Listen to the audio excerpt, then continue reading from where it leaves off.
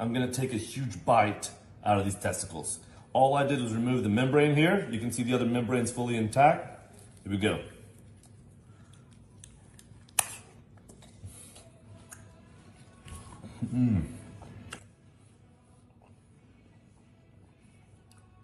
Wait for it. Wait for it. Done.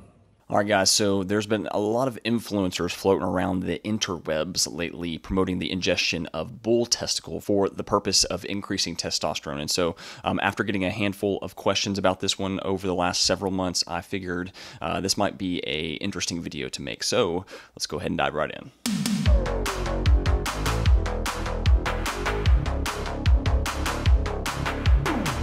A huge shout out to my friends over at Let's Get Checked for sponsoring this video.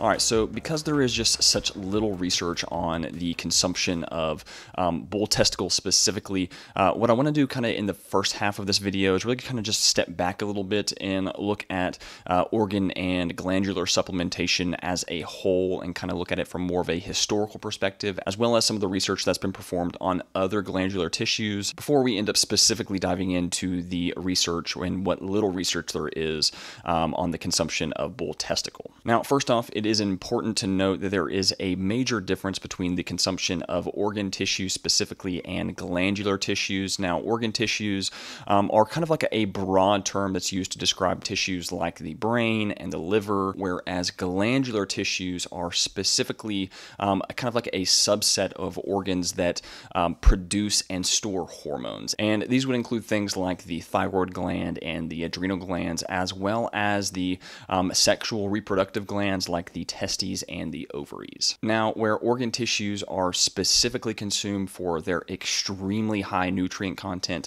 glandular tissues are usually consumed for their presumed high hormone content. And glandular tissues in particular are typically consumed by individuals with specific glandular disease states like hypothyroidism and hypogonadism. Now, when it comes to organ supplementation, there is an extremely rich history in almost every developed culture when it comes to the consumption of organ tissues, and they are typically looked at in these cultures as extremely nourishing foods. And not only are they typically looked at as extremely nourishing foods from a cultural perspective, but recent research also suggests that they are extremely nutrient dense and do appear to kind of fit the typical cultural narrative of being nutrient dense foods. Now, when it comes to glandular supplements, the benefits don't seem to be as clear and seem to be a whole lot more obscure. The consumption of glandular tissue also has an extremely rich history within many cultures. However, typically glandular supplements are taken for their assumed hormone content as opposed to the nutrient content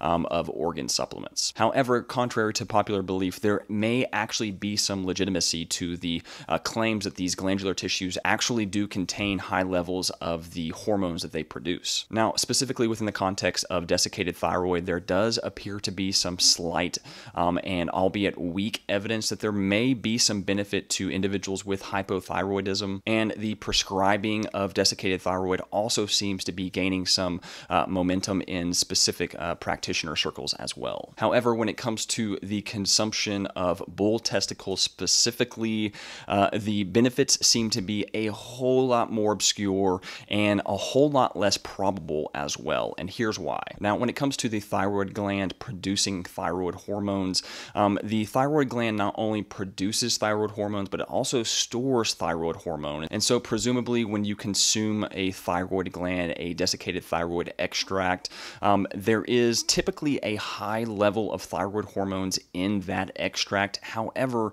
there is a major difference between desiccated thyroid and desiccated testicle. And the major difference here is that testicles, though they do produce the majority of testosterone in most mammals, they do not typically store testosterone. And so when the testicles produce this testosterone, it is almost always immediately released into the bloodstream to carry out its biological effects. And so because of this, there really isn't a lot of testosterone present in the testicles. Now, in males specifically, it is estimated that male humans produce roughly 7 milligrams of testosterone testosterone per day. And so it's estimated that in order to even get close to this amount of testosterone through the consumption of bull testicle, that it would take roughly 1,000 grams of bull testicle to equal the amount of testosterone that a human produces in a singular day. And this is roughly equal to about 125 grams of dried bull testicle, which is just an extremely large amount of bull testicle and is just simply an impractical means of testosterone ingestion. Now, to be quite fair, there is likely some micronutrients that are found in high amounts in bull testicle that do lend to testicular function, namely zinc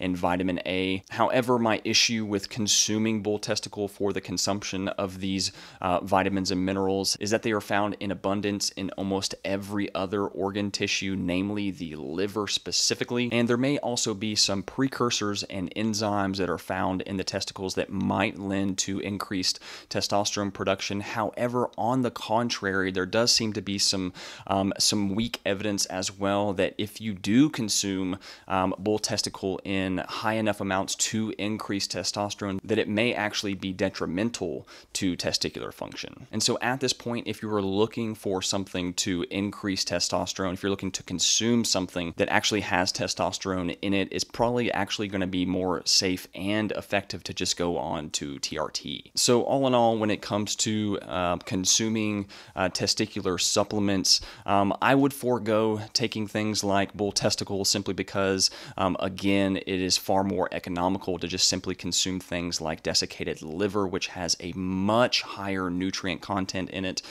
than bull testicle does, and it is much cheaper at the end of the day. And if you're really looking to go all out on organ supplementation, which I am somewhat of a fan of, I would opt for things like, again, liver, brain, and heart, which have specific nutrients in them that do seem to be slightly more beneficial for overall health when compared to things like bull testicle. Now, if you're looking for natural ways to increase testosterone levels, one of the first steps is going to be actually getting a complete hormone profile done. Everyone's hormones are at a completely different place, and so there just really isn't a one-size-fits-all approach to optimizing your hormone profile. Some guys have low testosterone coupled with high prolactin and low estrogen, while others have normal testosterone levels but have high estrogen and low free testosterone. And so the approach that is effective for one guy may actually be detrimental to another. And so if you haven't had your hormone profile checked yet, I would highly recommend looking into my friends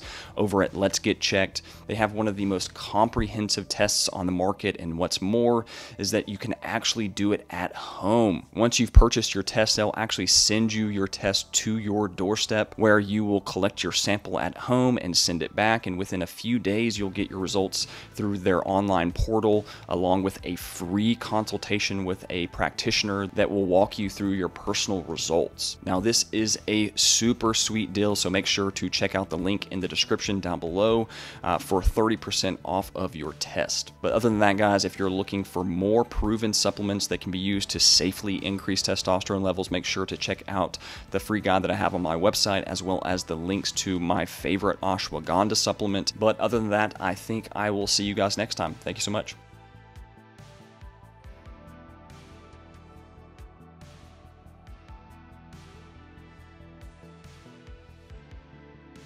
Wait for it.